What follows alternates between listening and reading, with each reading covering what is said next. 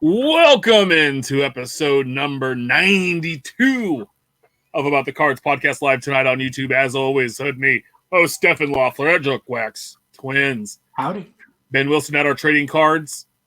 And I'm Tim Shepler, Big Shep 79. We are podcast by collectors for collectors, hoping to bring you a smart and insightful podcast discussing trading card collecting. We're live every Wednesday at 8 p.m. Pacific on YouTube, Periscope, Facebook Live, now on Twitch and Breakers.tv.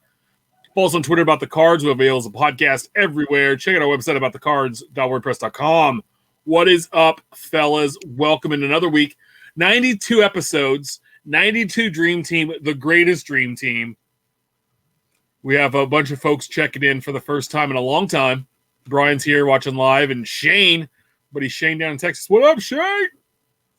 Good to see everybody tonight. How are y'all? Outside of just getting the crap scared out of me. Did you look in the mirror? No, the wife came by, snuck in, and tapped me in the shoulder with something. Oh, it's better than what happened pre-show. Wasn't expecting that. Yeah, pre-show got a little hairy and scary. Damn right. Yeah, Steph looks up, and I guess I was just looking into the camera with a blank stare, and he's like, "What?" And I'm like, "Hi, can I help you?" He goes, "What are you looking at?" I'm like, "Where were you on the night of July 4th?" I was like, "Yeah." I was like, "Hey, how's it going, man?" It was fun. We got in early. We were checking it, hanging out, and just chit chatting about. But we're gonna have a great show tonight, talking about the hobby. And I'm glad you're all here hanging out with us. Let's hop into it. The week that was last week's releases. Topps Living Week 107 had card 297. Luis Robert, rookie outfielder, Chicago White Sox, just sold over 8,500. Ben, I think you did better than I did. I said 10 grand. And I said 8,500, and I was off by 39.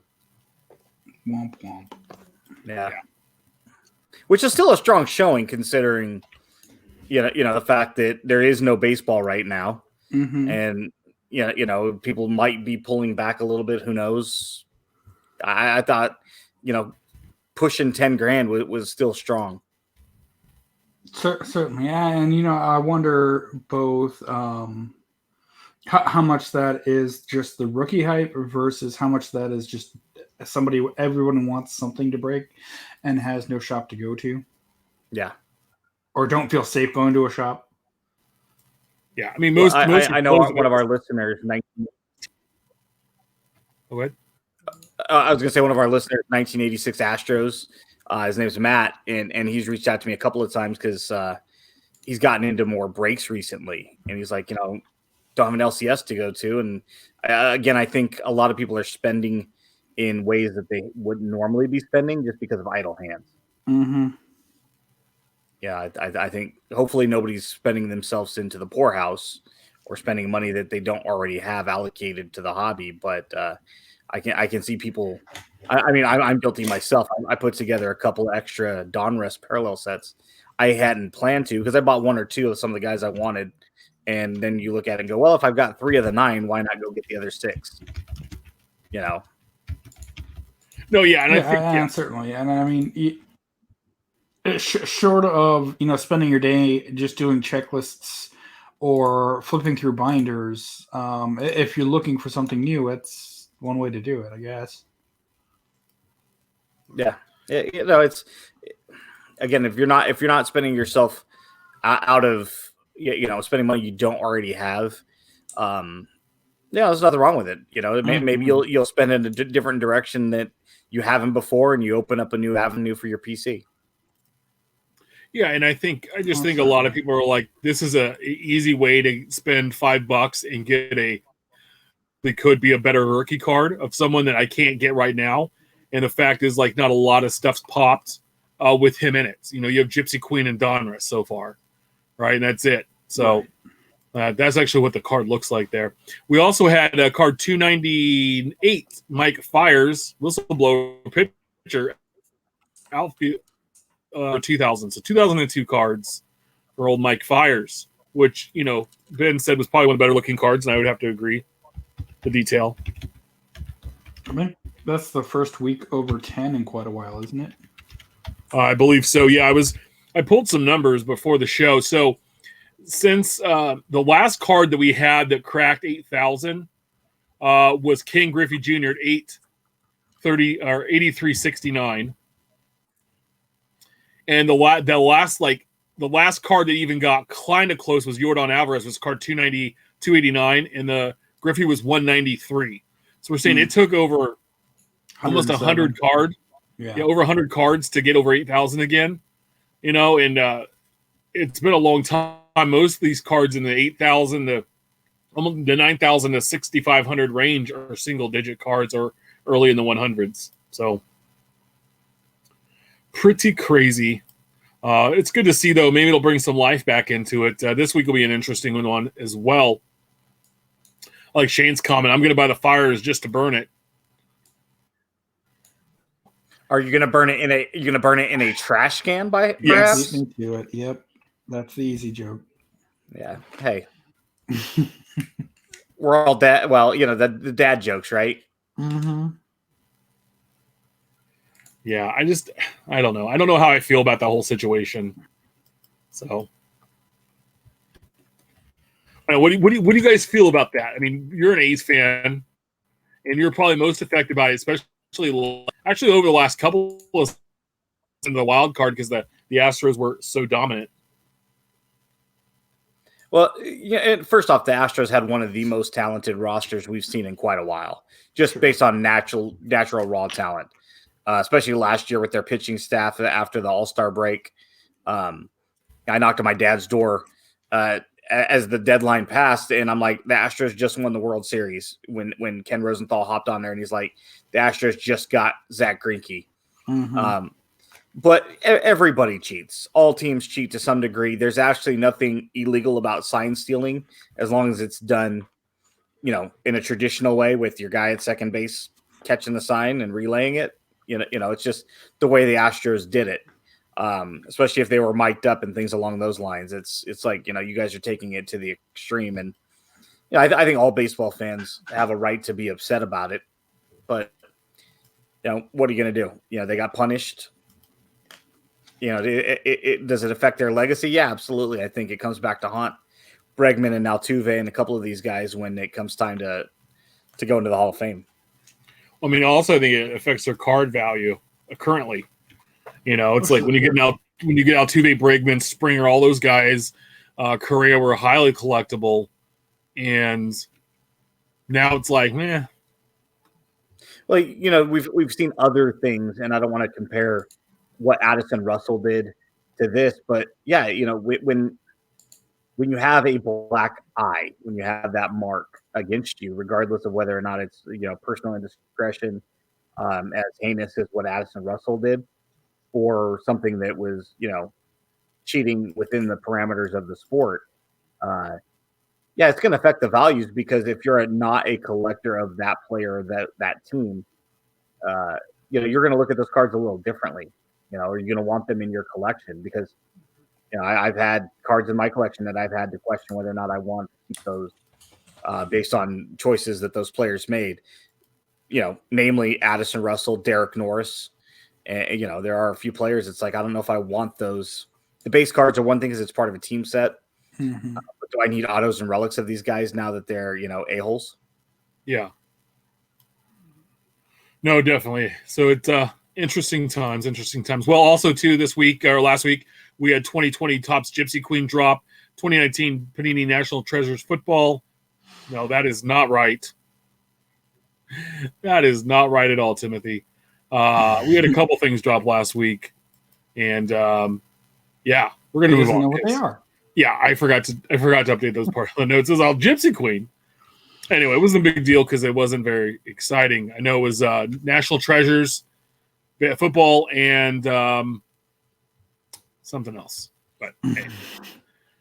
Yeah, no, it was Gypsy Queen, right? Yeah, no, I was right. Topps Gypsy Queen and National Treasures football, and then Panini Prizm Collegiate draft picks in football. Yeah, Gypsy came out on the 25th. Yeah, that's right. Okay, I was just thrown off because it's May and I wasn't doing the math in my head, or it's April even. It's definitely April, sirs. Dude, I've been quarantined for so long. I don't even know. I feel like I'm on Lost, and I'm just pushing the button. Gypsy, National Treasures football, and Prizm Collegiate draft picks. That's correct. You said it was May. All you had to do was say April Fool's. It's actually April. That's right. I was just play it off. That's all. Hot off the presses, this week's new releases. Topps Living Week 108. Card 299, Eduardo Rodriguez, pitcher, Boston Red Sox. And card number 300, Willie Mays, Hall of Fame outfielder, New York Giants. New York Giant legend. Yeah. San Francisco Giant legend as well. And the reason being it's New York is because it's a 1953 set, and he played in New York in 53 before they moved to San Francisco in 58. Yeah, it's a young rendering of him, which would have been, around the time of the 53. It's a gorgeous card with the old school Giants logo. I love it. This is one of the better cards of the set. Yeah, I already picked mine up. So such an amazing card, and it follows up with this poor Red Sox logo. I don't know if it's the rendering or the light that was used on the original photo. Yeah, everything else with it is great, but just the B. Yeah, no, it's a spring training cap too, because the regular one doesn't have the Red Sox on the side of the hat. I was going to say that. Yeah, it wouldn't be bad without that logo on the side.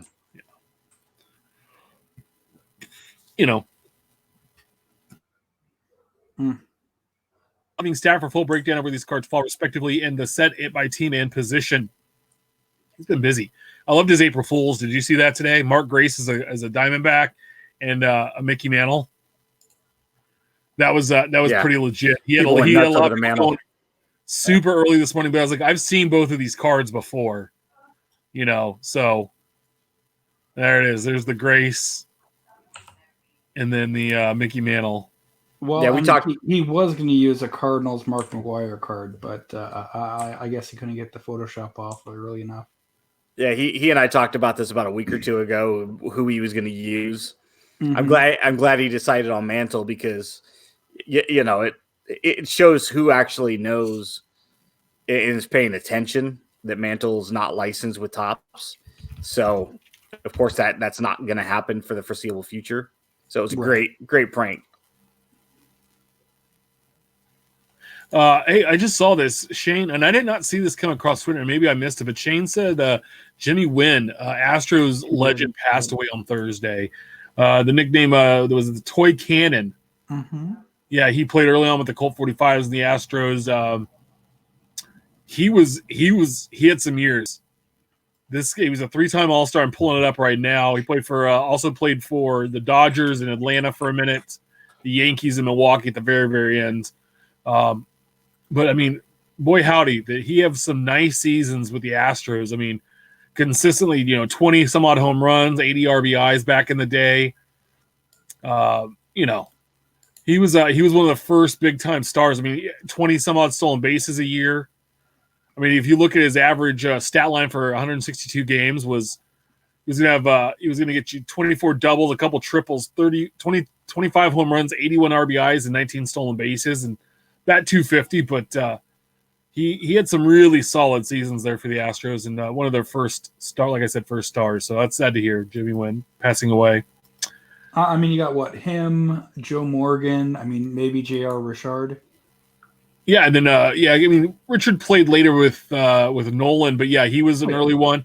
But you also get Jose Cruz Sr. Sure. I mean, he was a big guy, and I know a fan favorite down there for long was Alan Ashby.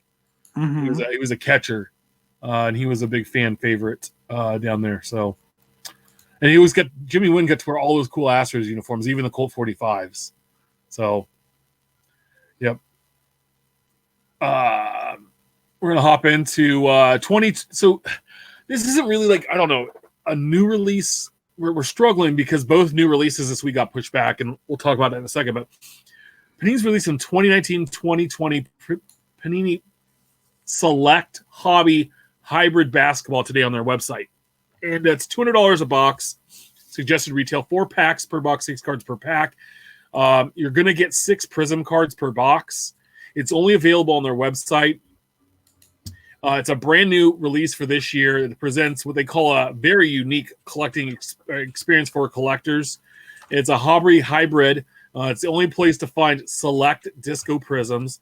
And they have Disco Prizm reds that are out of 49, blues out of 25, golds out of 10, greens out of 5 and blacks out of 1. There's also exclusive rookie jersey auto disco prisms and rookie jersey autographs in there. So it's just, I don't know. It's just like more. They made more Prizm and to make a second, have another parallel. I think this is the third wave of not Prizm. I'm sorry, of Select. Select, yeah. Yeah. So because I think there was Select Fast Break, there was Select Regular, and now Select Hybrid. Mm-hmm. So I mean, like, that's really, to me, that's gonna kill just the base Select rookie cards, right? Even though they're tiered. Nobody collects the base Select set. Well, I think there's some of the rookie cards, yeah, because if you couldn't get a Prizm, just the rookies, sure, but I mean the actual set. No one's doing that. No. So, and I mean, if you're gonna go with a hybrid name, what's it a hybrid with? Is it Select meets Optic? I mean, they're practically the same thing anyway, but I don't know. It didn't say blowout side. I looked at Panini's side. I looked everywhere. No one could tell me why it was called hybrid.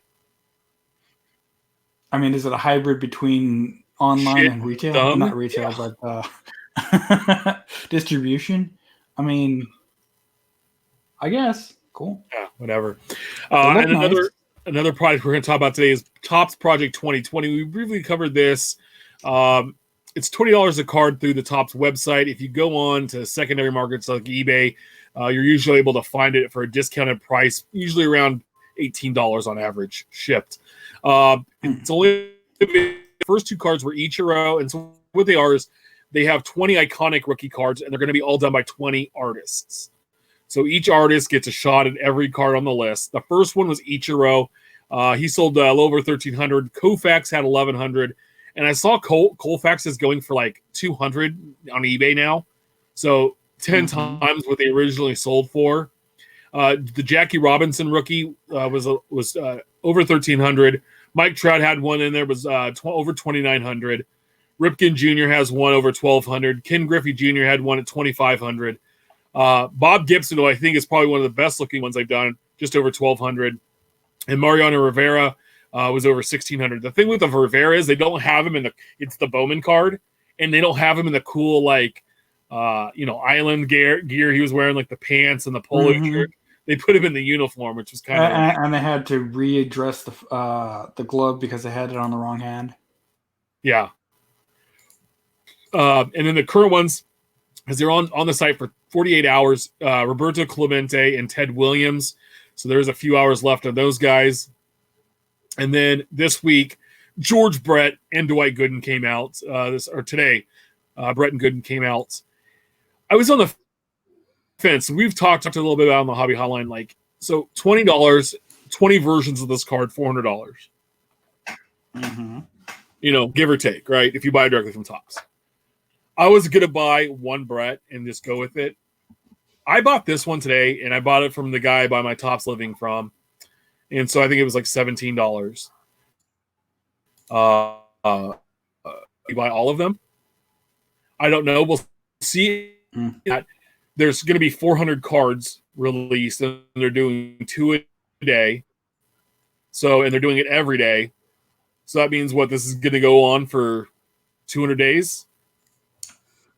So until December 29th is the estimate. It's enough time spread out where we're dropping $20 probably shouldn't be that difficult to do. So I might be all in on this. We'll see as it goes along. But I bought the first one today just because looking at the secondary market, even after the fact, some of the other ones are selling for $30 or $40. I don't want to be in a position to have to go back and spend double on a card I could have gotten for $20. So this is a set where either you're going to be in during the 48-hour window or you're not going to be in at all. You can't wait until that 48th hour and 1 minute because I think these are going to go up exponentially versus Topps Living, which goes up just a little bit, like 30% jump. You're going to have to either be all in on the card or cards that you're after or not at all. And it'll be interesting to see what happens next week when we start to see some of the second cards of certain players drop at the end of next week. whether or not they have the same sell-through.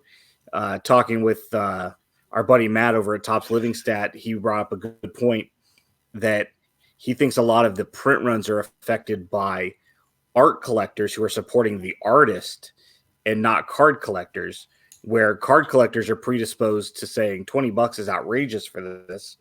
An art collector might drop $20 and not think twice because they're not worried about, Series 1 and Heritage and Gypsy and Ginter and Series 2 and Bowman, et cetera, and Topps Now and Topps Living and multiple sports and, card collectors. We have so much to worry about depending on how we PC that $20 can be a lot when you're timesing it by 20 cards over the course of even 6 months. And it's just an interesting point and observation. It'll be interesting to see if that art collector, because a lot of these artists are sharing on their personal websites and their Instagrams and probably drawing a lot of non-card collectors in, which is going to affect the print runs a little bit or a lot. We don't know. One of my favorites was that Bob Gibson right there. Like, if that had happened to been the design of 59 Gibson or in 59 Topps, like, how awesome would that have been? I mean, outside of some things that are online nowadays that draw similar design parallels to that, the design itself was nice. Yeah, but, that team, the way that it says Cardinals there, like that 3D look is amazing. I mean, it's definitely better than the Ripken with the no face. I kind of like the Ripken. It has a real artsy feel to it. I feel it has a very junior high artist feel to it. Sure. Like like a kid drew it. Like, you know what I mean? It has. That's actually what I was about to say. Yeah. Where mommy's first fridge painting. Yeah. So I don't know. I don't know how much we're going to talk about this. I have a feeling that when McGuire and Brett's drop, we'll talk a lot more about it. There's not a twin on the list, huh? Nope. No, I don't think so. Good for me. Oh, darn it. And the Jackie Robinson, I mean, I don't know. That didn't do any, I wasn't like, oh God, they really. The card itself looks nice, but the design is kind of a fail. Yeah. Should be able to read the name. I don't know. Yeah. It'll be interesting the next time Natural drops a card. If I'm assuming it's a guy. I apologize if it's not, but if he goes with that same style with the next player that he depicts and covers. Yeah. They have an artist proof numbered out of 20 that run $100, but I'm good on that. So, what about Mikey Two Dicks? I love Trout. I absolutely love that Trout. I think it's unique, and that's what this release is supposed to be for, right? It's a reimagination. It's cool. I don't think, like Tim was saying, I don't think the Jackie Robinson was different enough. Yeah, these other ones are. Yeah. I mean, say what you will about this, that, or the other one. I mean, Cal Ripken doesn't have a face. George Brett looks like a graffiti artist just threw up on the card, and they're at least different. Don't like them? That's cool. You don't have to like them. Love them? That's cool. But for me, the Koufax, the Jackie Robinson, they're just not different enough for my personal liking. But other people might look at them and love them. I just thought it was interesting because I know we haven't talked a lot about it, just because I feel like there's something on demand or new with them every week now. And we're going to talk about that later. So make sure you check out Ryan Cracknell's articles on Beckett.com/news for more details on these new releases. What's bringing next week's releases, or the releases we should have had this week: 2020 Topps Major League Sticker Collection and 2019 Panini Flawless Football. I told you last week I knew Flawless was going to get pushed back because you can't hammer out National Treasures and Flawless in back-to-back weeks with a pandemic going on. Even if there was no pandemic, that is the dumbest. Who's scheduling that stuff? Like, here's a $1,500 box. Oh, next week here's a $2,000 box. Nope. Anyway, so we'll see if those exist. People have also talked about Bowman that's supposed to drop in 2 weeks on the 15th, getting pushed back to May. I don't think that's such a big deal because it's still, the prices are going to be redonkulous just because Jason Dominguez and Bobby Witt Jr. are in the product. So I'll be ready to buy my base sets and my base set and my, the singles for cheap, as long as people can, so people can try to earn back some of the money they're trying to chase down a Dominguez rookie for. Well, and exactly that's why it's a good thing that there are people that do breaks. Because where else would I have gotten Bowman draft? Did you just say? Did you just say doo-doo? I was hoping you would have noticed that, but it was kind of fitting. Yes. It was kind of fitting that it led straight into breaks. Yeah. Infield Cheddar Hobby Talk session. We have a Hobby Hotline promo live this Saturday on YouTube, Periscope, Facebook at 8 a.m. Pacific, 11 a.m. Eastern Time. Mojo Breaks' own Doug Caskey from The Hype will be on. John Newman from Sports Card Nation will be on, and yours truly, I will be on this week with those two knucklehead. We had a great time last week with Steph and Doug and I. Few people dropped by, like Eric Norton, Uncle Rick, Chris Harris, aka Stale Gum, dropped. We had a couple really good call-ins. I mean, it was fun, So it was a great show. Come check us out this week and to see who hangs out with us, and hell, come in and hang out with us and chat. It's a great time. So pack perverts are back. So our buddy PJ Hughes at PJ Hughes, Phil Hughes, tweeted a picture out at Walmart, and he tweeted out, "Some people need to be quarantined forever." And talk about, why did he say that, Tim? Pack perverting. Look at that. These are all those mega boxes of Topps Heritage that they have ripped open and just molested. Who knows if the product's still in there, but they've all been opened and looked into. So word to the wise: if you live near Phil, either one, stop your shit, or two, don't try to pick up retail. Yeah, Corbett Icons had the best response. Bunch of a-holes. Certainly. Yes. I saw today a Heritage, or a couple of days ago, I saw a Gypsy Queen mega box like that had been smashed in and all the packs have been taken out of it. Mm-hmm. So, oh yeah, it's Brian coming through. Hobby has been a really good show. If we can speak about that real quick, it's surprising how many people have been supporting us. Now, one of our fellow co-hosts, Drew Herndon, is very active on Facebook. He's a admin in a couple of very large Facebook groups, and I know that's drawn in a lot of listeners and viewers. But yeah, I mean, we weren't sure whether or not it was going to have a place in the hobby. We weren't sure if people wanted this kind of a thing nowadays, right? It's been so long since that was an option, and technology has changed so much with all of the podcasts available. And back in the day, you had the Cardboard Connection, and that was it. It was a one-stop shop that went every Wednesday and Friday night. And I'm watching it this past weekend, and I see Uncle Rich hop on, right? Hobby Icon. You got Eric Norton hops on, and then you got Chris Harris hops on. I'm just like, holy heck. Look, I mean, these aren't, not taken away from anybody in the hobby, but these are big names respectively. And they're all hopping on at once, no less. And I was like, okay, then, 1 week after Dr. Beckett comes on, and I'm thinking, man, it really is amazing how quick the Hobby Hotline has taken off and how much support we've gotten. And there's that one young man, that one collector that calls in every week. Oh, the O. The O, yeah, I think is his name, right? Yeah, and Steph and I sat next to him at the Topps Q&A and chatted up, and he was like super smart kid, like knows his stuff, and I love when he calls in because he has good questions and brings up good, has a good insight to it. And I love it. And Kevin Jones always is calling in. Last week didn't. Like, what the heck, Kev? And like, let's not like Doug. Let's just leave it there.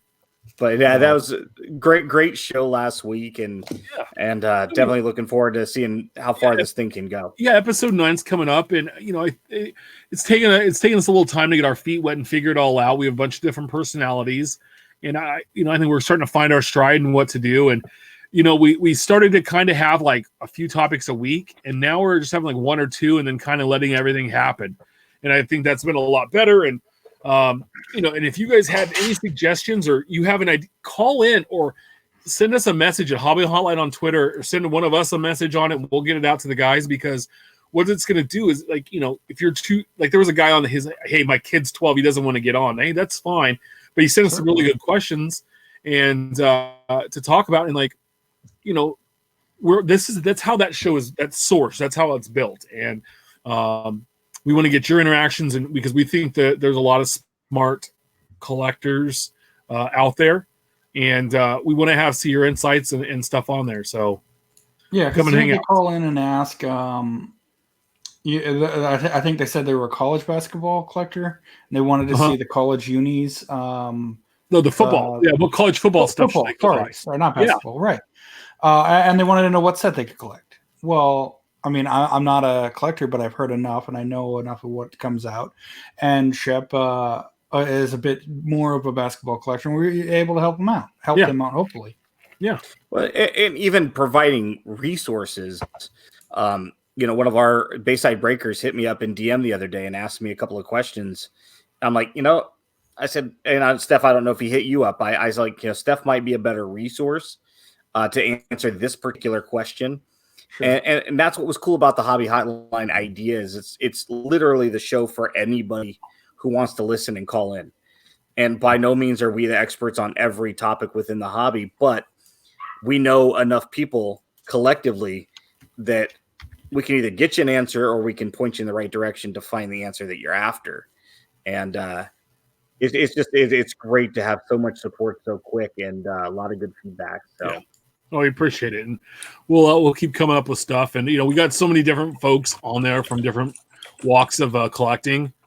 That Drew is definitely a big football collector, but a shiny collector. Yeah. Right? He's all about if it's chrome dipped, he's in. Doug and Dan are breaking all of the product, and they're big fans of their teams. And so there's guys that they collect on their teams, and they like nice stuff, right? And they're seeing everything in hand. And they're opening everything. There's us three chuckleheads. Right. We have John Newman, a back east collector up north in New York, and he's opening stuff and selling stuff. He's got a great perspective. We have Mike Summer in the Midwest, and he's doing the self-sustaining hobby stuff. So, there's quite a few personalities on there. We have Val doing NASCAR. He's the one guy you can go to for knowledge about NASCAR and race car collecting. So I love the group that we have, and it's just fun to see what's going on. So we plan to have a lot of guest hosts. Obviously, with guys like Eric Norton will probably be a guest host at some point.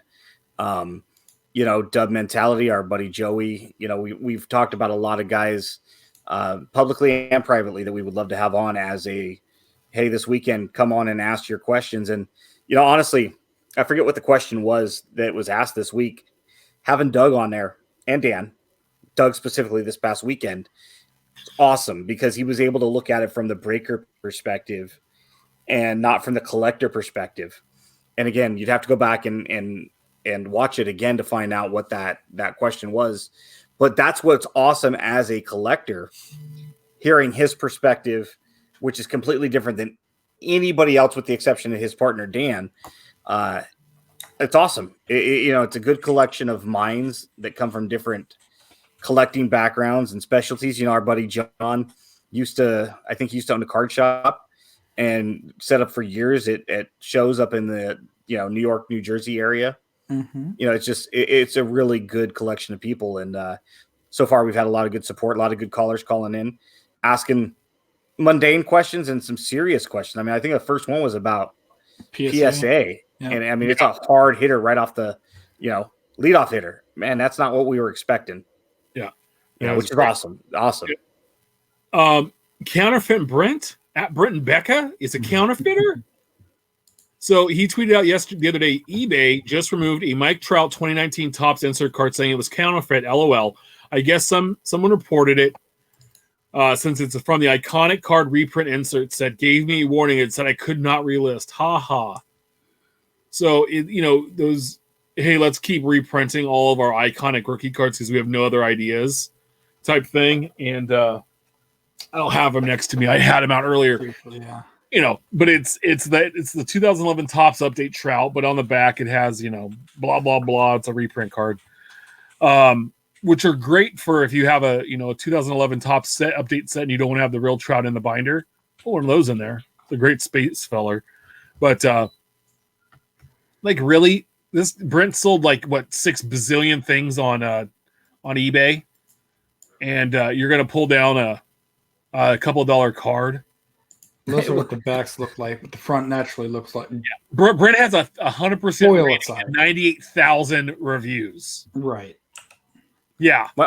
My dad and I were talking the other day, and I had said something. We were talking about some kind of a parallel, and I said something Brent had, or I think we were talking about this very card, and I was laughing about it, and he's like, "How do we know that it was listed right?"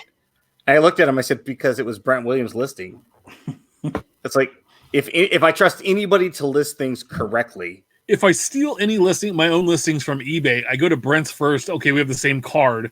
I copy the price and I basically just say, "Hey, sell one like this." And when you go to eBay, it's like, "I have one to sell like this." It makes your own listing with their listing. You ever done that? And then I do some edits so it's not exactly the same, but I go, hell, his is going to sell. Right. I'm not a dummy. Sorry, Brent. I'm borrowing some of your knowledge there. So Big Cat can't trust that Brent guy. Doesn't even open product. No, he's not. No, he doesn't. Yeah. Only like 50, 60. So to answer the question, from the front of the card, there's no foiling that the original had, so it has more of a flat image look. Yeah. Try to pull up the other here. But no, it's like, really, eBay, whatever. Well, and it has the card number on it too, so it's not and like it says 2009, 19 on it. Oh, it's like you. Yeah, I mean, there's nothing about the title, and come on, if you know the guy, whoever maybe I misspoke. The person who flagged it obviously has a vendetta out for whatever, or it's just they're probably a Facebook baseball card collector. They might be a Facebook collector. Right. Hell, that's a reprint because it doesn't have the foil around the Angels logo. By the way, they're the Facebook collectors are the same people that are going to Joe Exotic's wild world of tigers. Have you seen some of the okay? So real quick before we get off on Joe Exotic, I watched episode 1 last night with my wife, and we're gonna watch an episode tonight or whatever. The people that go there are the same people that are on Facebook. That's all I'm going to say. I'm getting my kids' dinner ready. Okay, if you've seen the entire series, you know that the guy likes his country music and he has a song or two, and he's got one called "I Saw a Tiger." And I'm making my kids' dinner, and I'm like, "I saw a tiger," and my wife's like, "Seriously?" and I sang the whole chorus, and she's like, "Seriously?" I'm like, "Sorry, dude, it was kind of a good song," but yeah. My whole Facebook page right now is nothing but meme after meme after meme of Joe Exotic. And I shared on, was a 1978 Topps rookie card of Joe Exotic on Tigers. Yeah. Got a lot of love. Yep.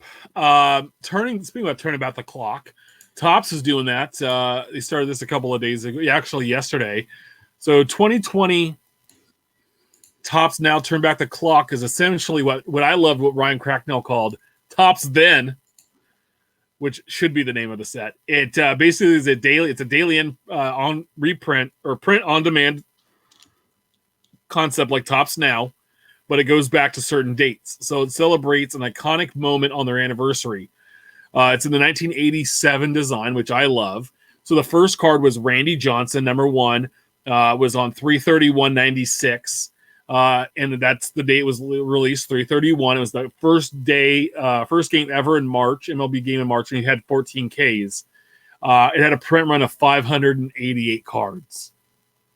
See, I love the idea of it, but they should have taken whatever year that occurred in and used that Topps design. Ooh, that would have been interesting. So have this in 1996 Topps.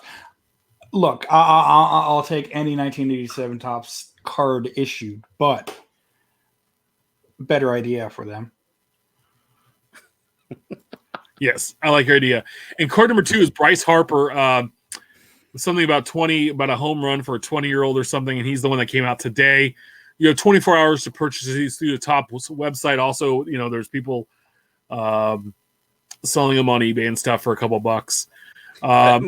The cards are $10. You can buy them for $5 because you're buying them from someone who's buying them in bulk, and you also get a discount from Topps if you buy them in bulk.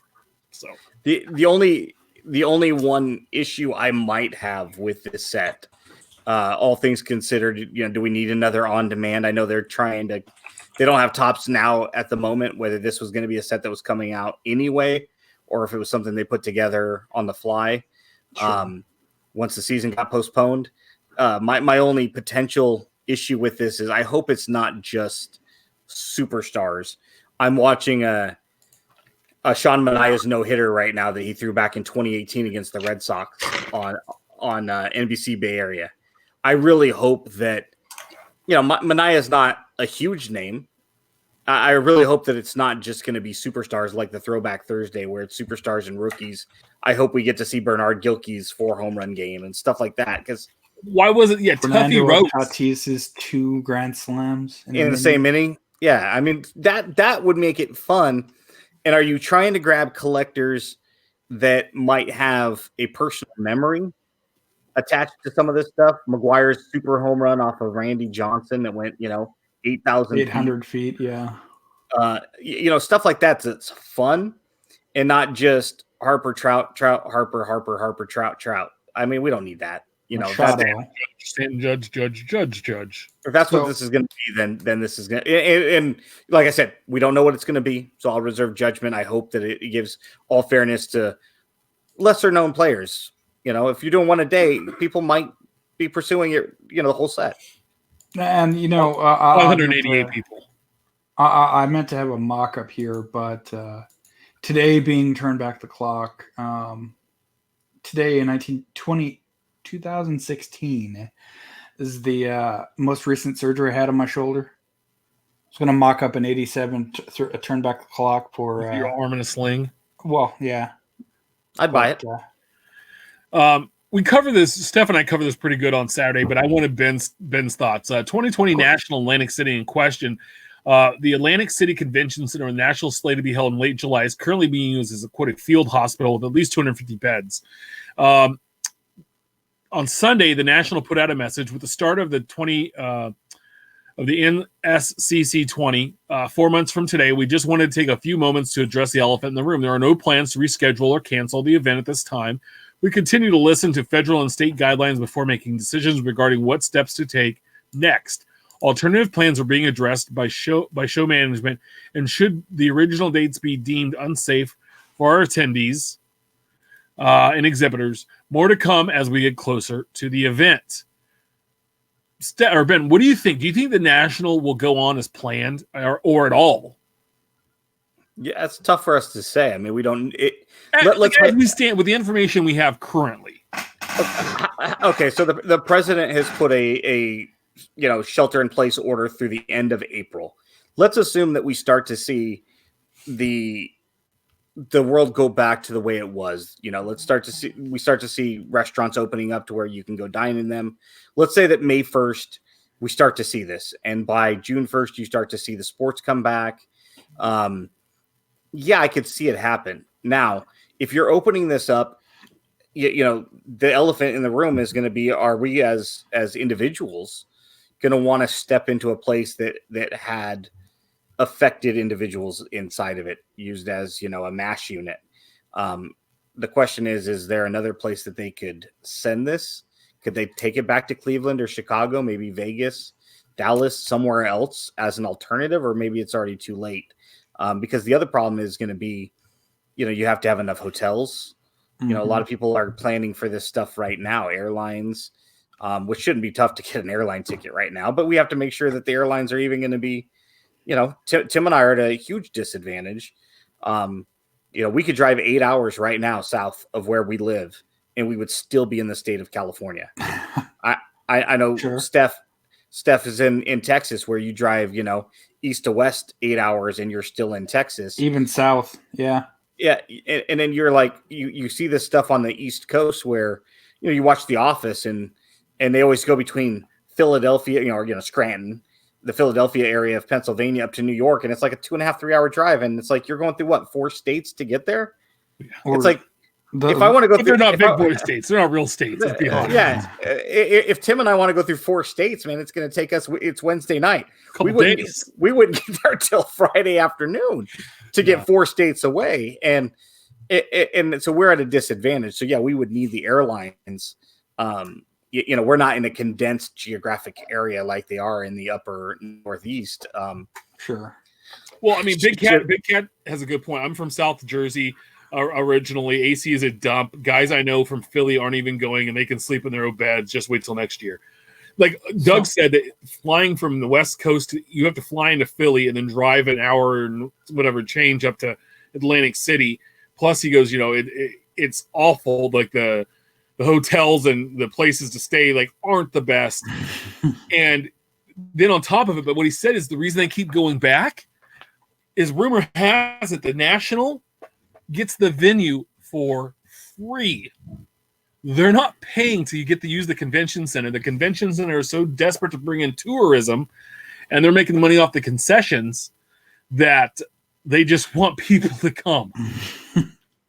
So one of the things we touched on Saturday was that not so much for the planning and the people coming because that's kind of obvious. But in addition, you have all of the vendors who are, for the most part, elderly in age. And they don't need to be exposed to something that was just used to that. But something that Angela brought up at post-show Saturday, if they still are set in their ways and want to have a show, normally in a regular year, knock on wood, you would have the East Coast National in White Plains. Push it to that. Yeah, but that's one more month. 2, 3, 4 weeks, whatever it is. So let me ask this. I'm not saying they should. No, I don't think they should either. We're here at April 1st, right? Mm-hmm. 30 days from now, we get May 1st. 60 days from now, we get June 1st. And I think June 1st really is going to be the D-Day, the do not cross line, right? If we're still sputtering along with this and things are still closed by June 1st, the National is going to either need to be postponed or canceled because as of June 1, now you're less than 60 days away. And you're just not, again, we're not going to know. We're 4 months away from this as it is. Mm-hmm. You don't know what the airlines are going to be like. Well, you don't know what train travel is going to be like. And you have so many people that don't want to go anyway because of the venue itself. I'm just going to tell you guys right now, and I'm not Debbie Downer, and just my thought is that 3 weeks ago when I started working from home, I believed that it would go to the end of April. After they started suspending and sending more people home and all this stuff, I was like, okay, well, it's probably going to go until June. This thing's going to last until at least July. I'm telling you right now, because not enough people have been smart about it. And we're going to see a huge, what the numbers are now aren't even going to be, they're going to look minuscule compared to what I think is going to happen in the next few months. I mean, they said that there could be up to 240,000 people that died in America from this. Mm-hmm.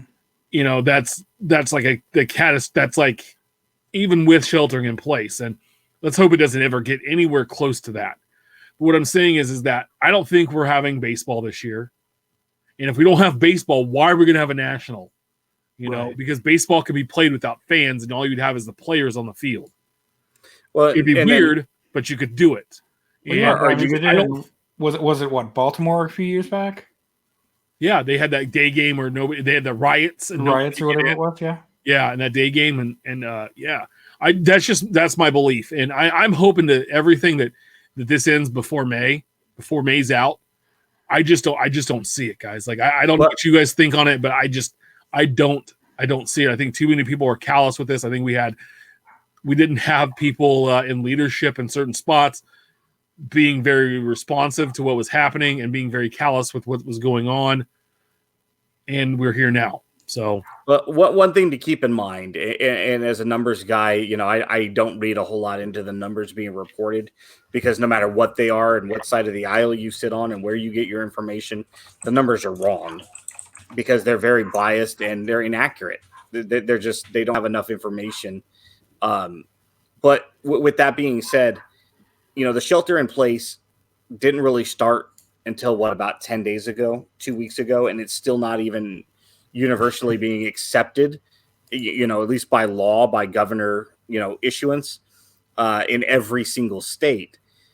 So the numbers that we've seen thus far really aren't reflecting nationwide social distancing.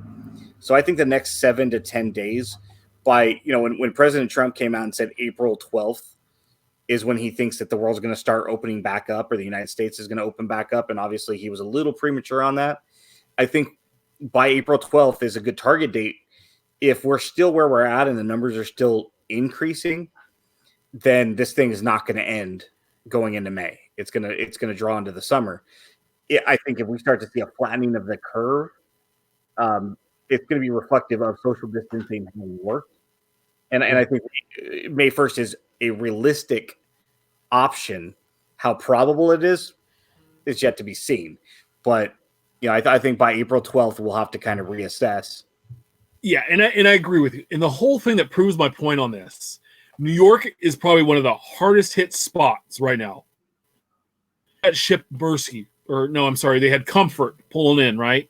Did you see all the jackholes out there taking pictures on top of each other? Fucking ship pulling in? Are you kidding me? They have people dying left and right over in New York City, and you idiots are out there taking pictures of a boat. Do you remember Independence Day? Yeah. When everybody was on top, I think it was Vegas, and everybody was on top. And the actress that used to be in Saved by the Bell, the college years, they're all taking pictures and partying up on top of the building, and then that building gets destroyed. And it's like you guys don't know what this is yet. There are aliens here, and we don't know if they're friendly or if they want to kill us. And congratulations, you found out the hard way. You were the first line of defense. It's like just come on, man, be smart. Nobody wants. I was telling my boss today. I was like, listen, I said, I'm an introvert. I love staying inside. I love not doing things on the weekend. You work hard all week. I like to relax. I said, but there's a difference between being an introvert by choice and being told you have to stay inside. Yeah. And just because I choose not to go out on Saturday and do anything doesn't mean that I don't like to reserve the option of doing so. Yeah. And so just no matter who you are and what you like to do, listen, I was telling my dad yesterday, I was like, my 2-year-old, he's never going to remember that this happened, at least, in reality. Right. And if you look at this, if he lives to be 100 years old, if he lives to be 80 years old, these 30 days, these 45 days are such an insignificant portion of his life based on a percentage.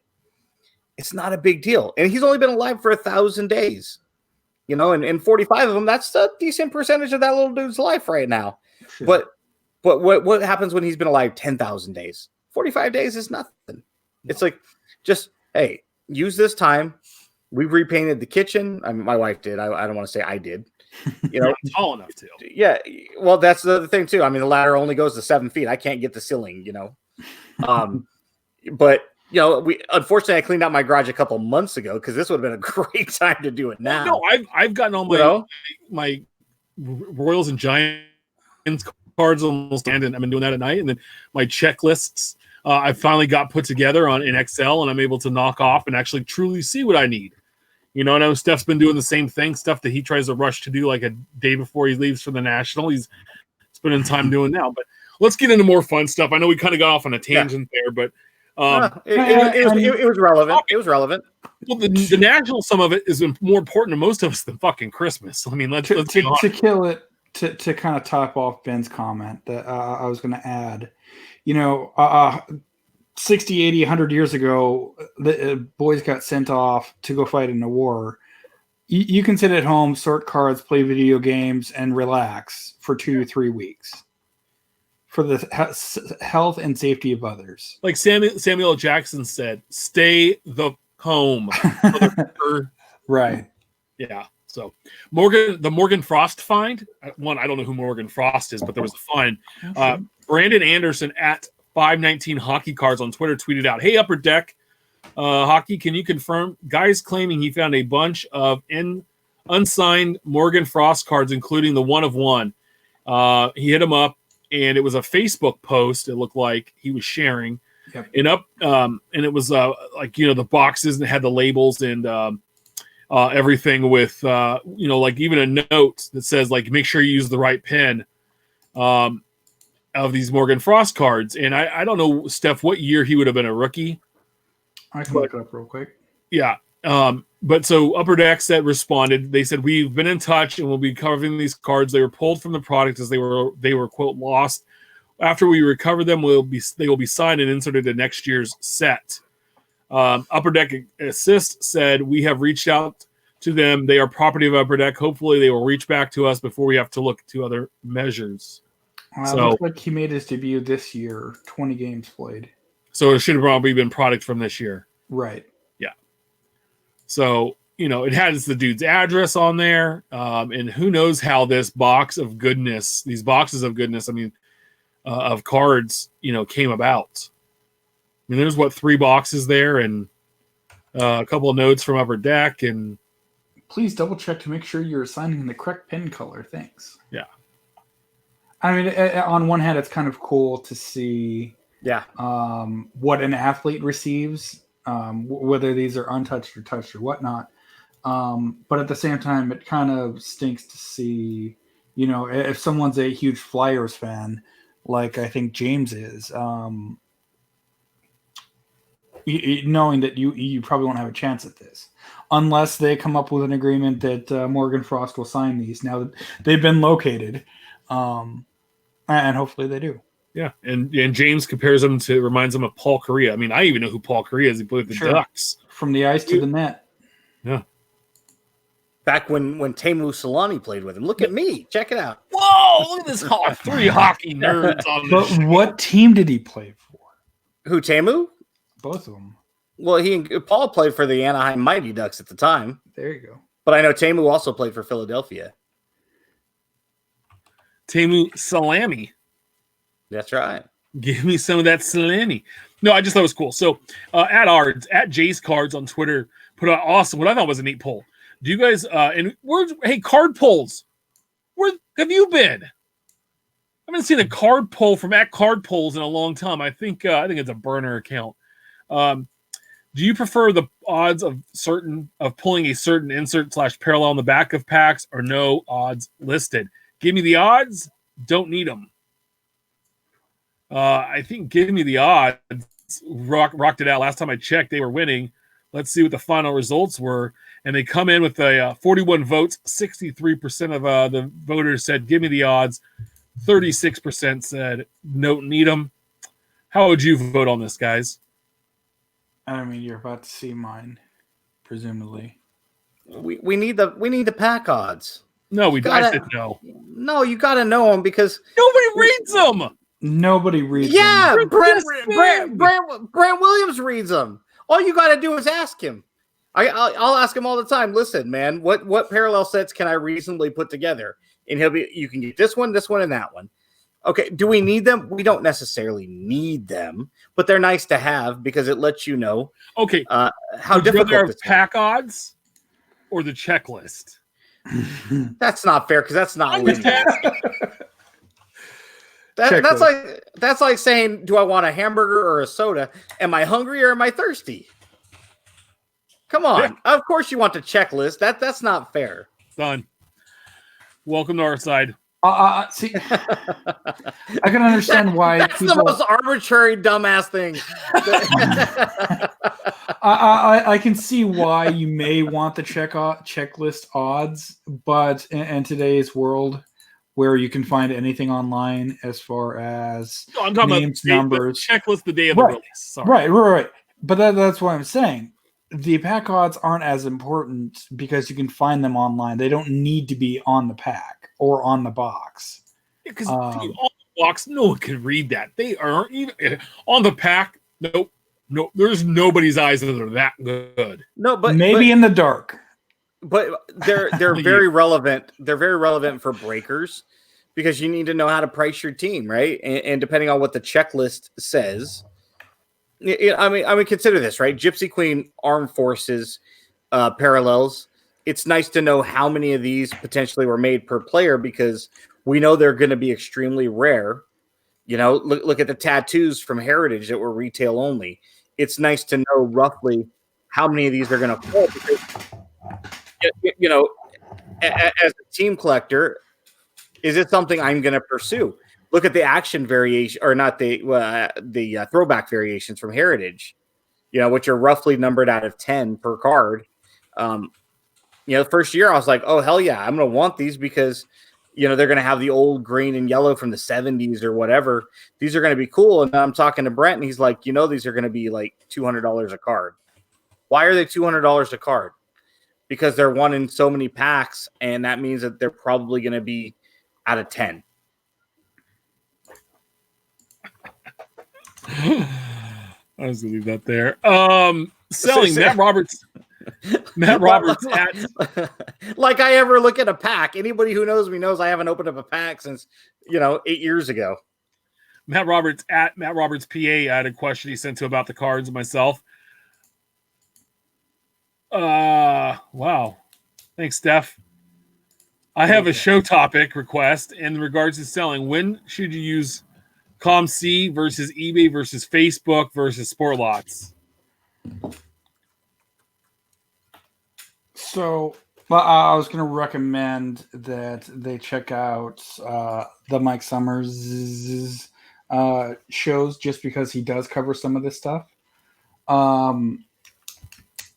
So, just going down the line, eBay is obviously the easiest to hop in to get rid of stuff and hop out. Facebook, don't touch unless you want a whole lot of arguments. Sport Lots, if you want to play the long game and you have a bunch of base stuff that you have no issue letting sit for a while. And through my work, if you know what you have, stuff that's in the $1 to $20 and up range is great. And you either A, want to use what's sold to flip and buy stuff you want, or B, to take something that you sell for $1, buy something for 50 cents, and then sell that for $2.50.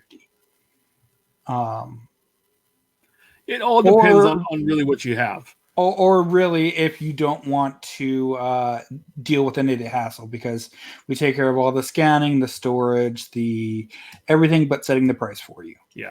No, I think Mike covers it pretty good too in this podcast, so check that out. But ComC is really, I would say, a couple of dollars or more that you want to sell.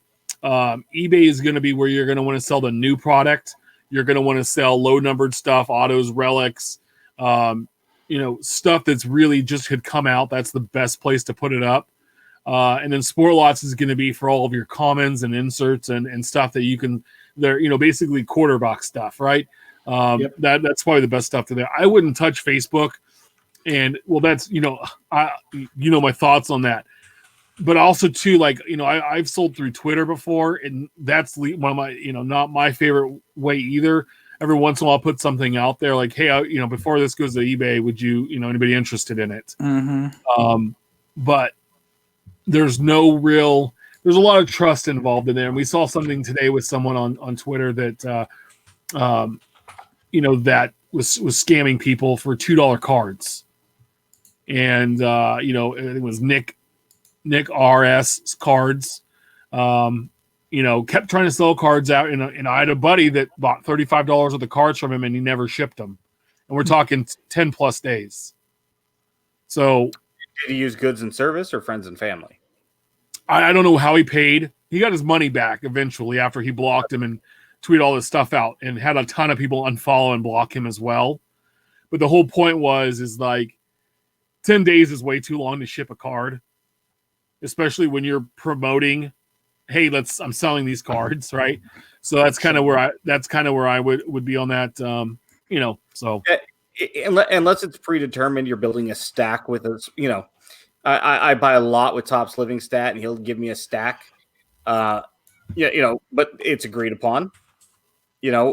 I pay when I pay. He ships when he ships. It's a two-way conversation that we both agree upon. But yeah, if it's just a regular old sale, it needs to be basically under eBay rules, right? I pay today, it ships within 1 business day, 2 business days. I do a lot of business with certain people on Twitter. I think you guys covered those websites perfectly. I got nothing to add other than Facebook. You're just asking for problems. He was and I mean, you left him speechless, Steph. Write that down. Write that down. Our About the Cards diary. 9:05 Pacific on 4/1. Ben was left speechless. And maybe it's an April Fool's gag. Maybe it's April Fool's. For an example here, here's my current shopping cart of what I'm going to order. All Fleer updates. I mean, 18, 19, 20-cent cards. Yeah. I'm going to go in there and buy them out from under you. As far as how many sellers you're buying from, because there's no real way to filter out, hey, I've already got cards buying from this guy. Can I only buy from this person? That's the one thing I'd recommend that site figure out. There's a way to select, like, I only want to buy from these 3 guys, but if you're not paying attention, you can get burned quick. If you're new to Sport Lots and you've never bought and you're going to buy a lot, talk to the Mike Summer on Twitter or reach out to one of us and reach out to somebody that's bought multiple times on Sport Lots to understand. I think everybody, I don't say everybody, but most everybody's gotten screwed on Sport Lots the first couple of times because you don't understand and you just, this one's 18 cents. And to think that buying a card for 55 cents over 18 cents sometimes is more economical. And the question, why? Well, because if I'm buying from Tim and he's got it at 55 cents and I'm already buying 4 cards from him, and the one at 18 cents is from Steph and I haven't bought anything from him, then that's a brand new shipping charge. Yeah. Or they don't offer the box shipping and that kind of stuff. So just if you've never done it, reach out to some people that have, let them explain some of the nuances. Sport Lots is a great way to add low end cards to fill out insert sets, base sets, team sets, whatever you're after. I completed I told you, I bought that Bowman draft set from Brian, and it was missing a handful of paper and chromes, and I went through Sport Lots and knocked all of them out for less than like $15. And some of them are a few high dollar, the chrome first Bowman chrome cards. So that was a couple of bucks, but it was awesome. Most of the paper I bought for 20 cents. And Big Cat Cards in the YouTube chat says, that they do extensive business on Sport Lots, and they'd be happy at Big Cat Cards on Twitter. That's cat with a K, not with a C. Reach out to somebody like him. Ask him any questions you have before you go down that rabbit hole. It's a great resource, but it's a great way to end up spending a lot of extra money on shipping if you've never done it before. It's just some finagling. I think after a few purchases, you figure it out. So 2020 Topps Future Stars Club came out today. It's a brand new subscription monthly box with Topps with free shipping if you use the Smart Ship. They're Topps welcomes Bryce Harper as their brand ambassador for this product. Each box will include 1 trading card box, 1 5-card set, and 1 collectible item. It's $25 a month for a year. The subscriptions only last, the supplies will only last while until they're gone, I guess. So why supplies last? And the shipment begins the 3rd week of every month. April's box is a 2020 Topps opening day value box, a 5-card set. The theme is left-handed power-hitting outfielders, which was Harper, Reggie Jackson, Jordan, Bellinger, and Christian Yelich. And they have the old Topps magazine like logo in the corner, which I thought was pretty cool. And it also comes with a collectible patch. Will you guys be signing up for the Topps Future Stars Club? So it kind of reminds me, from what I've seen through the magazines and people trying to sell the stuff that they got, when Stadium Club first launched, they had a similar type deal where Members Choice, exactly, where you'd get like a keychain and first crack at whatever sets. This doesn't look like a horrible plan, because if you go to a store, what's open this particular opening day, $10-15? Yeah. Okay, so you got the limited run. If we're comparing it to Topps Living, they sell these for $10 a pop. And I'm not gonna lie, that patch is kind of cool, but it's not for me. I'll pick up the individuals, but I can see people picking it up just because of the set alone, let alone the box. Yeah, this is proof that Topps right now is hemorrhaging money. That their revenue stream is dipping considerably because baseball is not being played. There's no Topps now. Whether that made Topps turn back the clock. Topps now, Topps then now, Topps now then, whichever one you want to call it. It just seems like this is something that is done out of desperation. Now, reading into it, it's affordable. $25 a month. You're going to get a 5-card set each month, and you're going to get a box of cards. Basically, all you're doing is buying a blaster and getting the 5 cards with it. And depending on how many people subscribe, those 5 cards might be quite valuable on the secondary market. Who knows whether or not you're going to get a ton that end up hitting the secondary market. But at least, it's not price gouging, and they're probably at $8 to $10 a box. There's no markup through a third-party logistics distributor. And then, of course, there's no retail markup on the back end. So I don't know that Topps is really making a ton of money on this. But it's getting people to go to their website. It's getting a little bit of revenue in, at least gross revenues. And, I can't fault them for trying to come up with different revenue streams during a challenging time. Well, Matt, once a Cub said gave the May box, and I found it here on the site. In May, it's a 2020 Topps Big League Collector's Hobby box, a 5-card theme set, and a sticker. And then in June, it's a 2020 Topps Series 2 value box, a 5-card set, and some kind of a collectible item. So to me, that's interesting because a collector hobby box for Big League, okay, we know that's a lower end product, but for $25 and you're going to get a hobby box, is that a quote real hobby box? We'll see. The 2020 Series 2 value box could be really awesome because that's where Luis Robert's supposed to have his rookie card in. So it'll be interesting to see. Guys, did I sign up for the Top Future Stars Club? Yes or no? Yes, because it's not that expensive. I did. I bought it today. So I'll be opening on the channel whenever these come in the mail. We'll have an About the Cards opening of Topps Future Stars Club. So we'll get to see what it's like. And, for $25 a month, I mean, it's like basically the price of a blaster and a fat pack, right? And I'm like, okay, well, let's try it out and see what it's like. And but I don't think it's gonna. I don't think. I think I'll at least probably get most of the money back. The break even's probably pretty good anyway. So it's fun to see. We'll see. So, the checklist. This is one that Steph's had. I'll let him talk about it. He brought this topic up to us, and I think it's very interesting interesting discussion to have. Sure. So I know in the past that we've covered some of the sports histories, and in particular Score and Select and Panini and Pinnacle and that entire branch as far as playoff and everything else. And so I'm going through my binders with all the time off, like Tim had mentioned, and putting out my checklist together for this brand, these years, this is what I need. This is what's in my binder. Have it, need it, this, that, the other.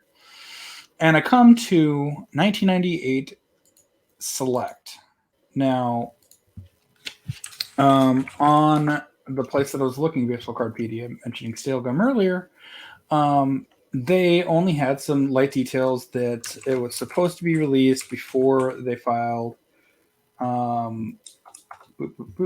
1998. Here we go. Let me read a little quick blurb here.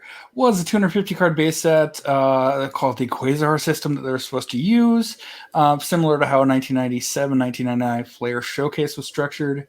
It was intended for release in September 1998. The product was never officially released because of their bankruptcy in July/August of 1998. In fact, a bankruptcy judge ordered all unissued trading cards, including cards from this product, to be destroyed.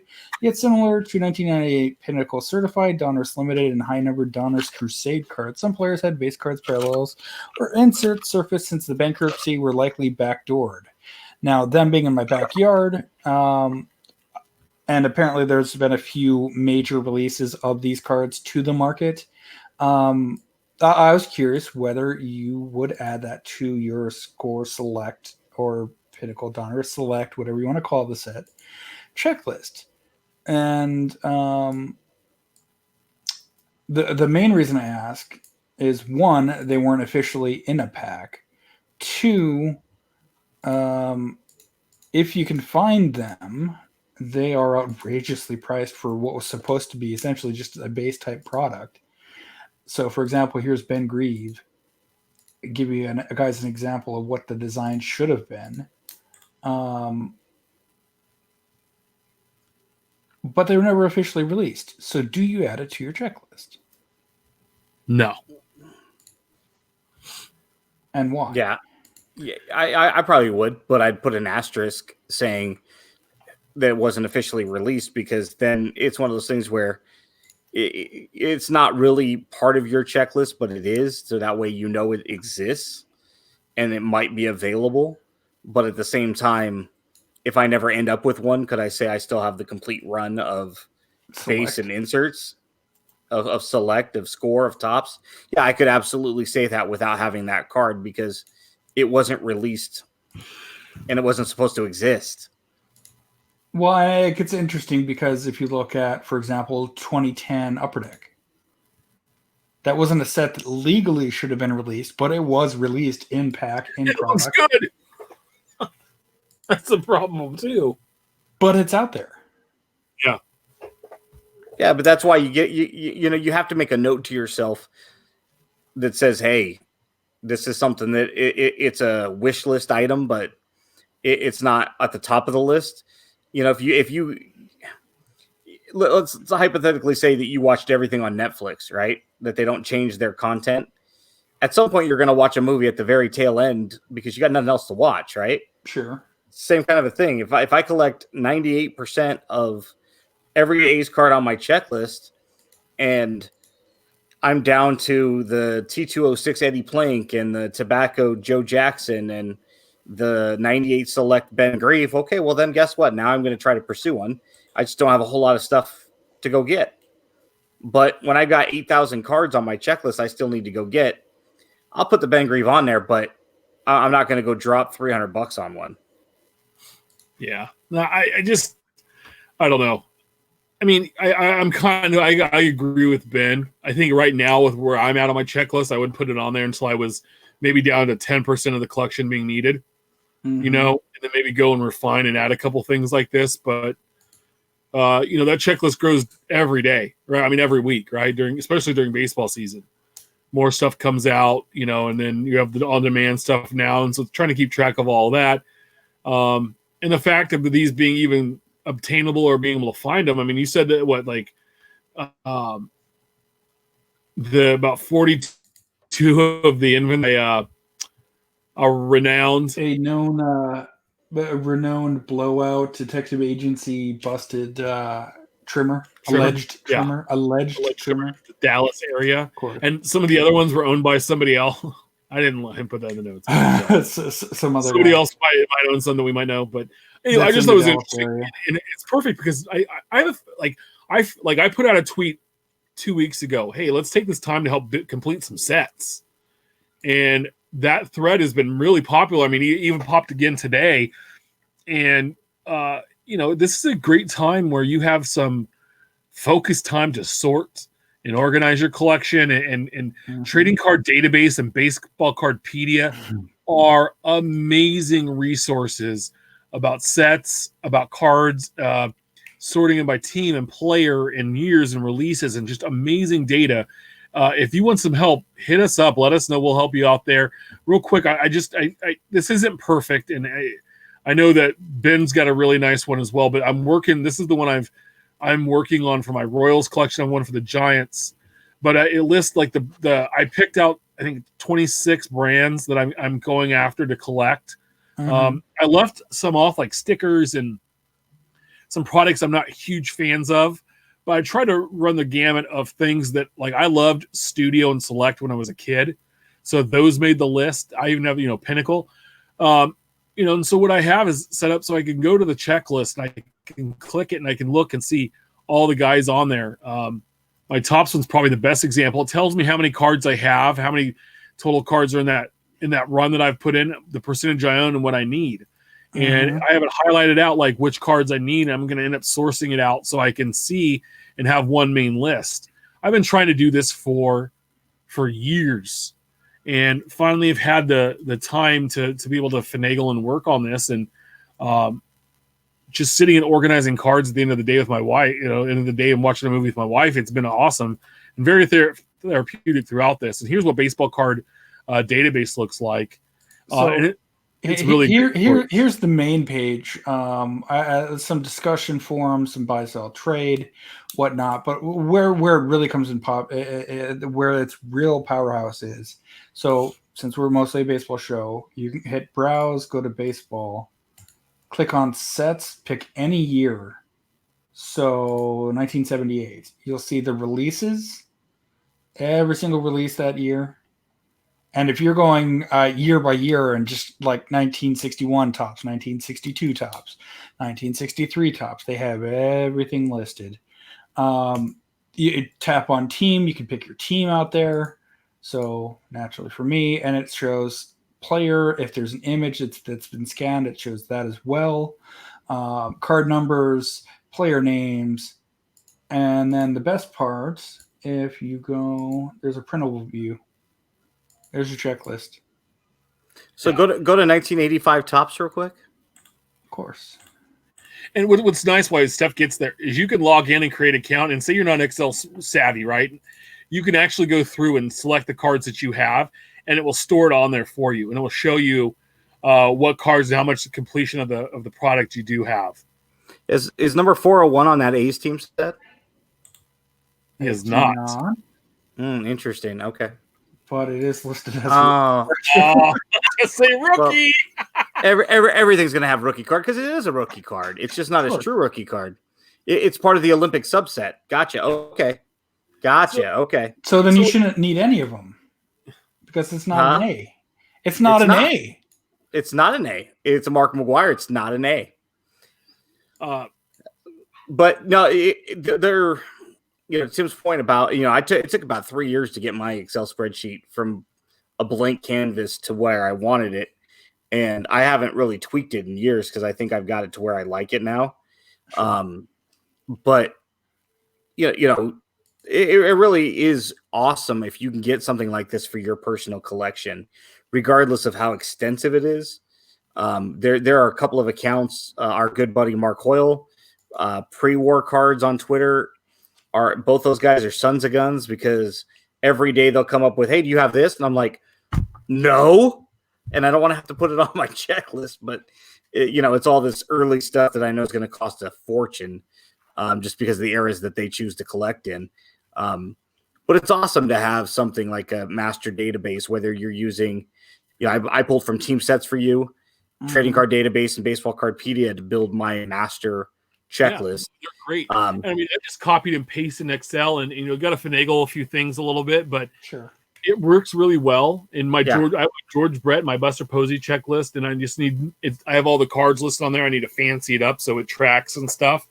But no, if you guys want a copy of this to do your own team and you want to use mine as a building bones, hit me up. I've been Big Chefs email you a copy. A couple people reached out to do that, and they were going to play around with it, and I'm more than willing to help out. And answer any questions for you. Steph had a cool thing. He put up the Jordan 1s, dropped today, 35 years ago, for $65 a pair. I just picked these bad boys up. Some Giants colored low ones. I have them in Royals too. I have where the orange is blue. I have a bunch of pairs. I love these. Are my favorite shoes. I have about 5 or 6 pair. And I picked those up just because they were Giants colors. So, but it's hard for me to find shoes in size 13 that I like that are under $100, and these were exactly $100. So I felt I think our buddy James just won the internet for the world. That was my topic to share. This is the greatest comment in the history of comments. Read it. It says arguing with Dr. Beckett about baseball cards is like having a theology argument with God. So a couple of things.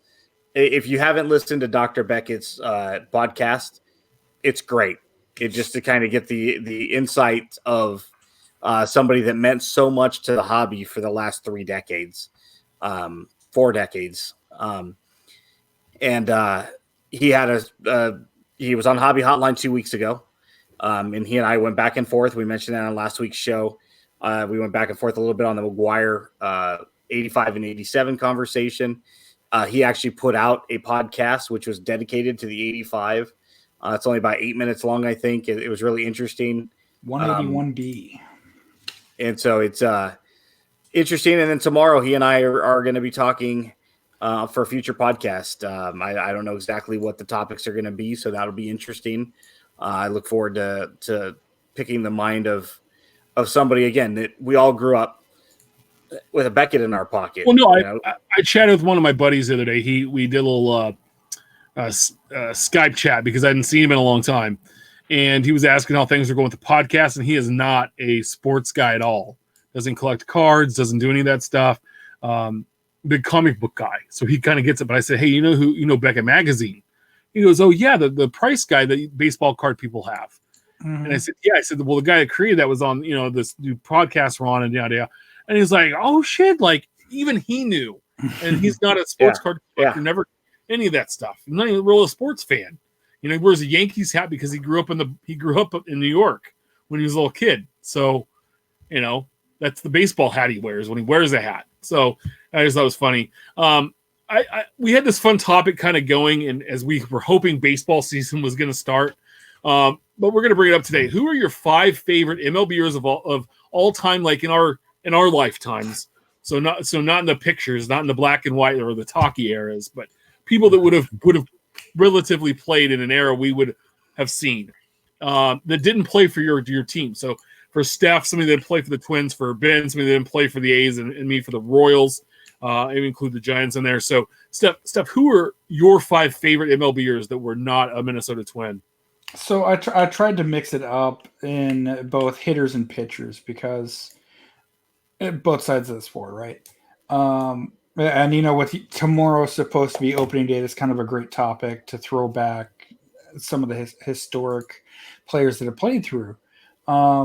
And growing up, everyone tried to emulate his swing. Nobody could pull it off just right. Leading off, Ken Griffey Jr. You got the home run chases of the 90s, and some of those were amazing. But the swagger, the play, everyone had the hat turned backwards when I was playing Little League. Exactly. Amazing talent. Wish he would have stayed healthy. Wish he would have stayed healthier.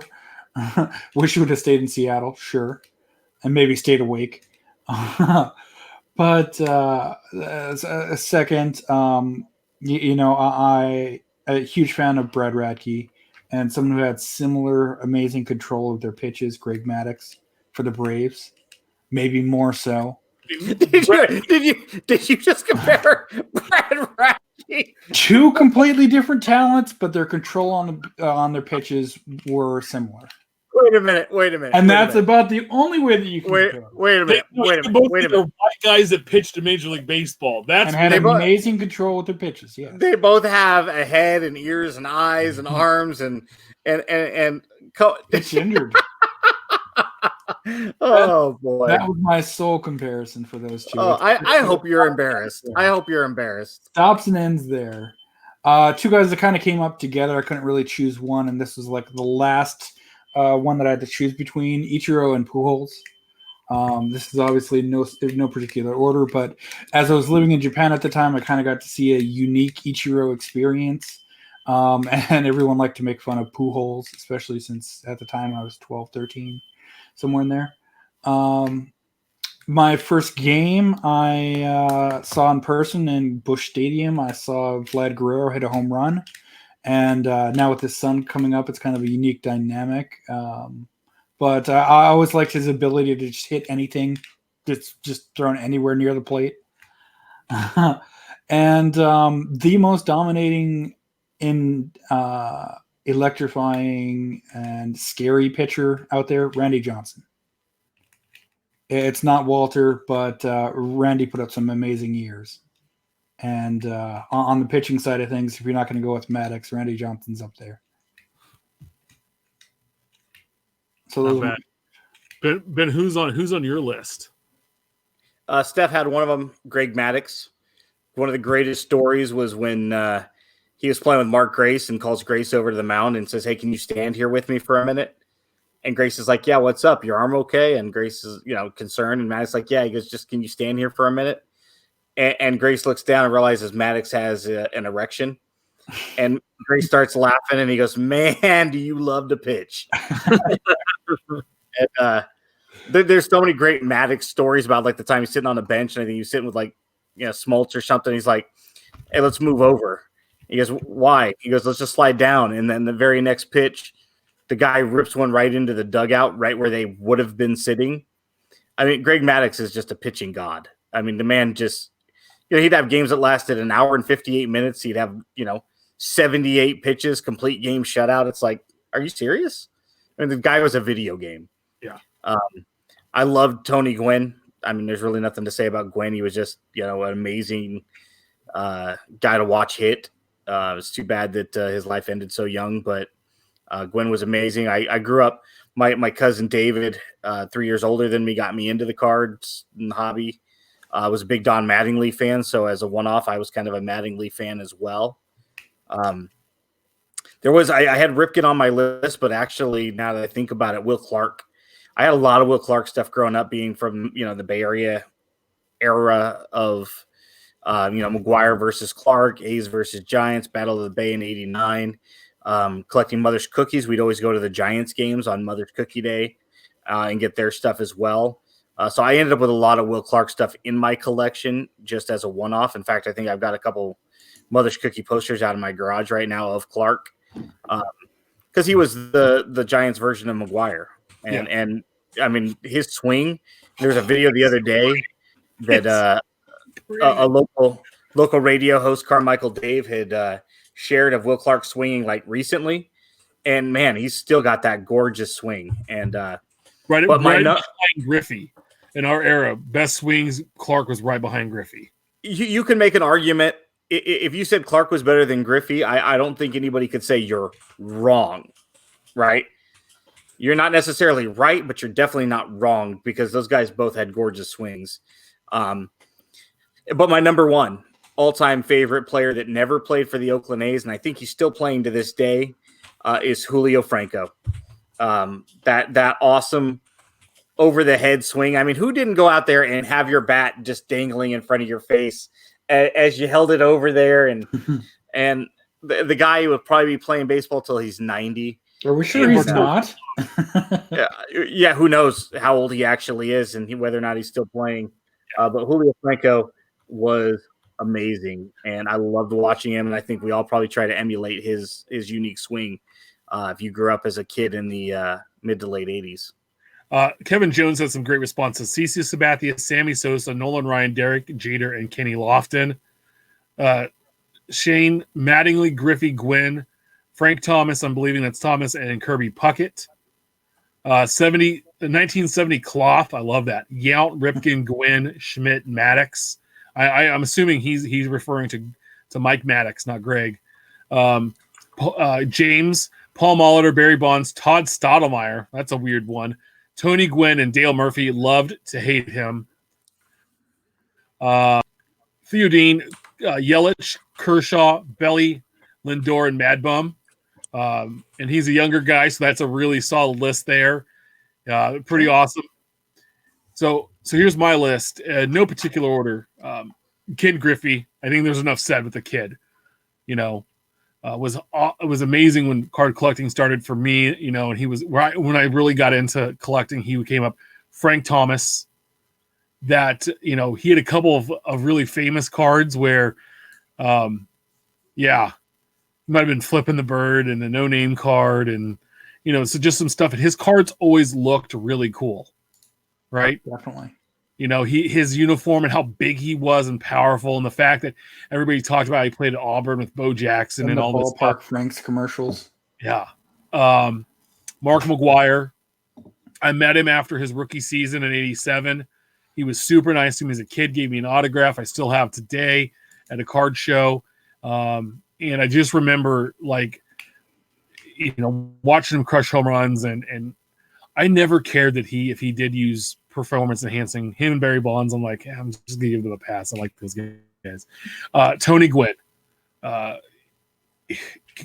Enough said. I lived in San Diego for a year, and just the impact he had in that city and who he was.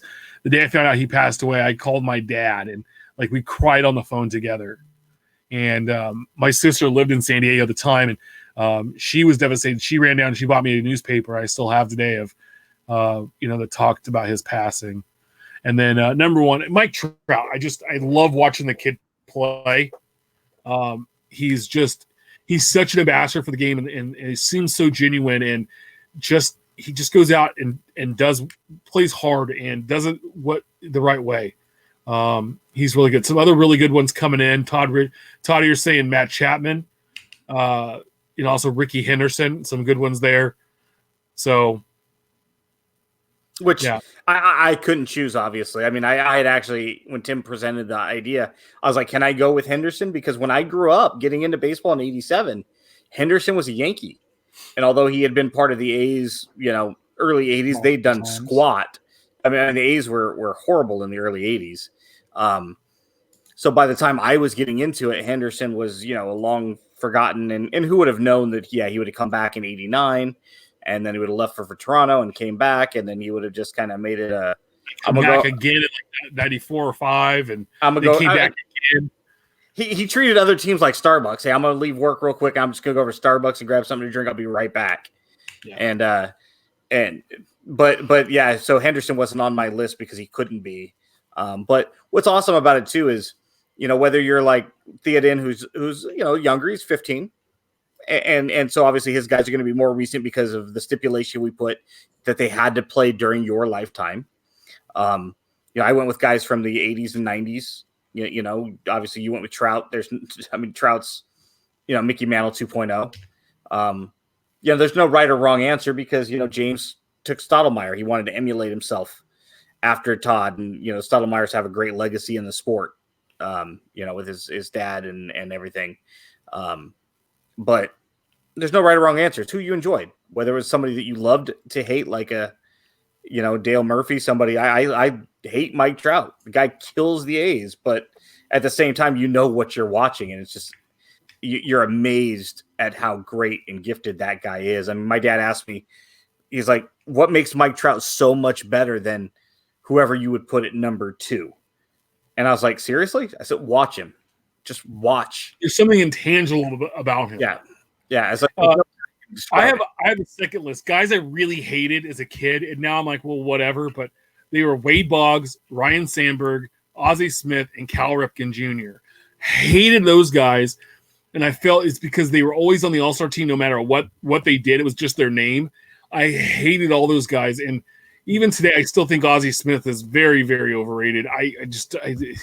Whatever, he could be in the Hall of Fame. It's fine. He's not. It's not like Alan Trammell, but he was a great player to watch. His defense. No, I know.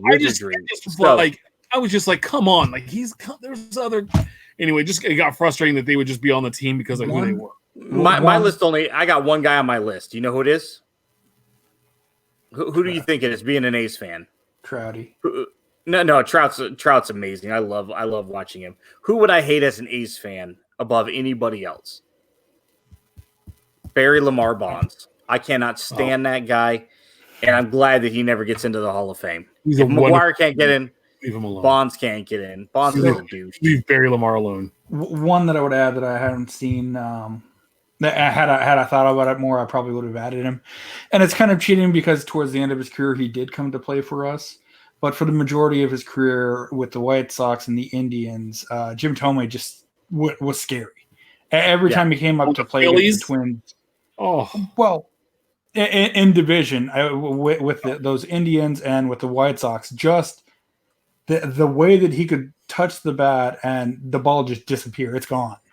Yeah. I mean, I use it frequently on Twitter, but there's a GIF of him hitting his 596th home run, and Delmon Young, who could mash well himself if he could stay healthy, just amazed at the ball taking off.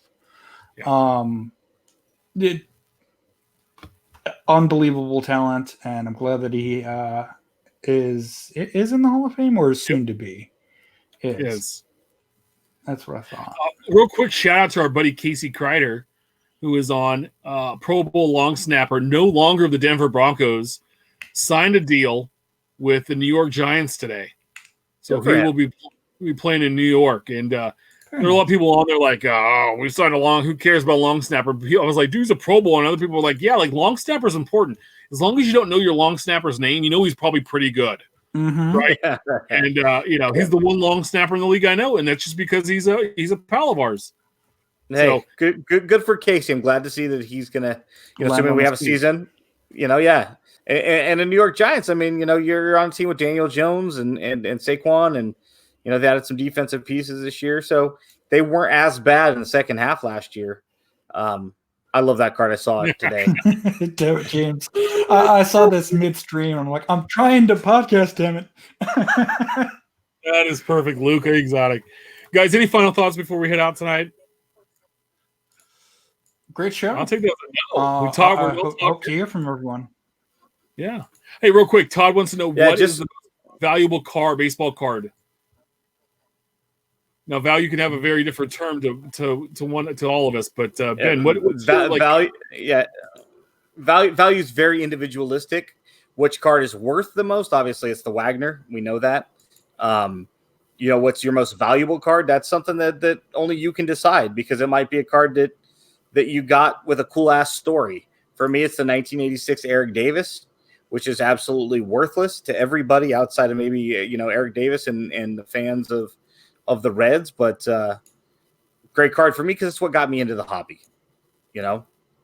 Steph, what's yours? If we're going to sell anything, it'd be the if I still have it, the 2011 Trout update set that I have had somewhere. That aside, it's pinned. It's my pinned tweet. How do you know you don't have it still? That's the kind of thing that... Because I know I sold one and I had a few, and I'm currently in the process of reorganizing things. So if it's still here, yeah, the 2011 Trout set. But that aside, my pin tweet, the Babe Ruth Diamond King. Yeah. I have a standing offer for like $1,800 on it. That's your most valuable, though? With no personal attachments, obviously. Personally... 81 Fleer Wayne Nordhagen. See, that's what I'm getting at. That's what's most valuable. It's something that nobody cares about. Putt / mini golf course, whatnot, combo, everything place. 10 tickets for one card. Well, now my parents were picking like guys with huge afros and weird names. I picked that one because he was from our hometown. See, that's what's cool. What about you, Timmy? I would... God, there's a few. The 75 Topps Brett rookie my wife gave me for our first anniversary. It was something she thought of and was like, it's the paper anniversary, and so that's what she gave me. And I love it. I have others, but that one means a lot to me, just with the sentimentality behind it. Another one would be the set Barry Sanders rookie card that my dad gave me for Christmas that year. So we opened a box together. We pulled the Sanders instead of putting it in the set we were building, and later we picked up another one. But that means a lot. So it was a great question in the show, Todd. Thank you. One last thought, if I can. Go ahead. It's just kind of interesting. The Topps Utz. We talked about a little bit pre-show. Haven't seen a whole bunch of it populate. There's not a whole bunch on Sport Lots. There's not a whole bunch on eBay. it's just kind of interesting that there hasn't been a whole lot that came out right as all of the coronavirus stuff was hitting. And I don't know how much of that stuff is actually hitting the shelves and how much of it's actually being bought. So it's just kind of interesting. Maybe the timing was poor due to everything that was going on outside of the hobby world. But just kind of an interesting observation was all. No, it's certainly interesting in that one. Well, no, he's back. I was going to say one that just caused Tim to leave, but two, like you said, with everything else going on, I don't see too many people going specifically to buy Oots potato chips just to get their cards. Yeah. No, I'll be able to look for some though, but I'm not going to die if I don't get them. So, all right, guys, remember live every Wednesday, 8 p.m. Pacific, 10 Central. On YouTube, everywhere. Make sure to subscribe and review our shows on all platforms. Please let us know you like the show and if we're doing a good job. And if we're not, let us know that too. We'd appreciate it. Follow us on Twitter about the cards. Follow Ben at our trading cards. Follow Steph at Junkwax Twins. Follow me at Big Shep 79. Please share your hobby stories, great pulls, and send your questions our way. Keep all next week. See you guys then.